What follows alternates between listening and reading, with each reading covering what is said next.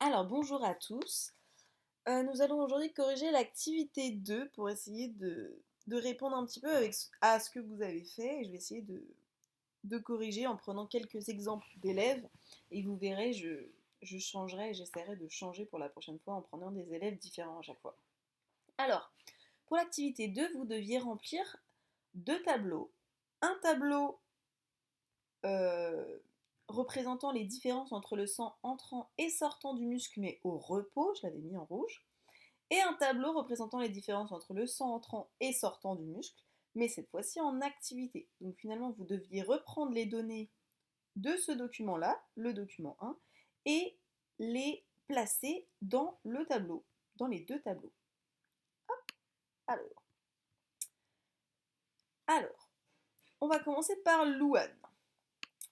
Louane qui nous a dit que dans le sang entrant au muscle au repos, au niveau des nutriments, alors là, mon mamie, ils ont besoin de repos. Donc là, elle s'est trompée, hein, on est d'accord. Elle aurait dû mettre 90 mg, ce qu'elle a mis ici, donc elle s'est peut-être trompée de case, je ne sais pas trop. Mais en tout cas, là, il fallait bien me mettre 90 mg, et là, effectivement, il rejette combien, si on regarde? Alors là, elle m'a mis 78, et là, elle s'est trompée également. Pourquoi? Parce qu'elle a pris le muscle en activité. On est d'accord, c'était bien le muscle au repos qu'il fallait prendre. Donc là, elle aurait dû me mettre 85 millilitres ici. Donc là, elle n'a pas totalement repéré les bonnes informations à prendre dans le document. Donc attention, quand tu lis un document, il faut bien regarder. Muscle au repos, ah, bah c'est le glucose qu'on me demande. Dans le sang qui entre, hop, bah c'est 90. Et dans le sang qui sort, mais toujours au repos, c'est 85. Ok? Donc,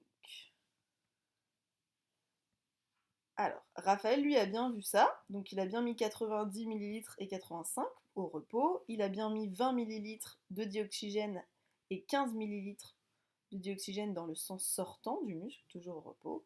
Et donc 49 millilitres de CO2 dans le sang entrant au repos, contre 53 millilitres. Par contre, là, il m'a dit qu'est-ce qu'il prend ou rejette dans le sang. Il m'a dit glucose.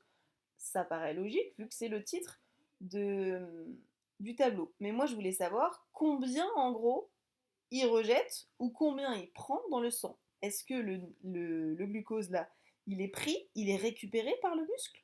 Ou alors, est-ce qu'il est rejeté? Est-ce qu'il est rejeté dans le sang comme un déchet? C'est ça que je voulais que vous mettiez dans cette petite case. Alors, Ilyes a bien compris ce qu'il fallait faire. Lui, il a dit alors 90 et 85, effectivement, il n'avait pas besoin de mettre les millilitres vu que je les avais mis directement dans le tableau.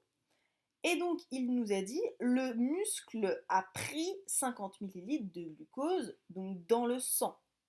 Vous voyez, quand il arrive en fait.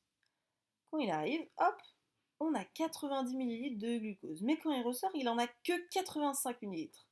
Alors nous, on se demande où sont partis les 5 millilitres. Ou milligrammes d'ailleurs, je me suis trompée.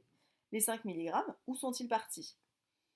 Et bien tout simplement, ils sont partis dans le muscle. Le muscle les a utilisés pour créer de l'énergie. C'est bien pour ça qu'il les récupère.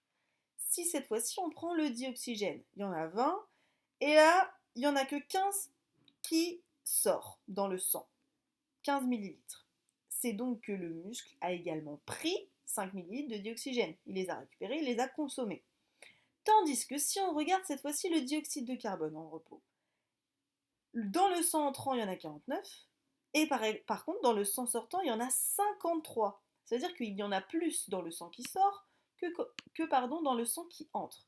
Ça veut donc dire que le muscle a rejeté du dioxyde de carbone.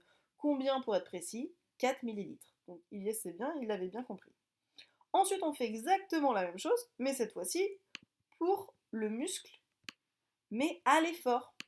On voit que c'est pas les mêmes valeurs. Alors c'est toujours les mêmes valeurs pour le sang qui entre. Par contre, pour le sang qui sort, ça varie un petit peu. Là, c'est 78 de glucose, 12 de dioxygène et 59 de dioxyde de carbone. Donc on voit finalement que là, le muscle, il prend non pas 5 millilitres comme à l'effort, mais là, il en prend 12 millilitres de glucose. Il prend beaucoup plus de glucose en activité. Pareil, il prend plus de dioxygène, 8 millilitres contre 5 millilitres. Donc il prend plus de dioxygène et de glucose en activité. Par contre, au niveau du dioxyde de carbone, il en rejetait 4 millilitres et là il en rejette 10 millilitres. Donc il rejette toujours plus de dioxyde de carbone. Donc petite phrase. Lorsque l'on est au repos, le muscle garde, donc garde oui si on veut, récupère, consomme moins de glucose et de dioxygène que quand on est à l'effort, tout à fait.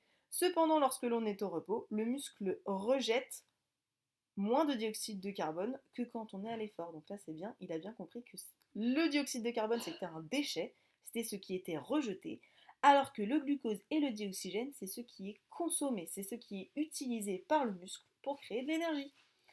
Voilà, j'espère que ça vous a aidé. N'oubliez pas de vous corriger en vert. Et on se retrouvera pour l'activité numéro 3. Bon courage et n'oubliez pas, si vous avez des questions, vous me les posez sur Pronote et je vous y répondrai. Au revoir!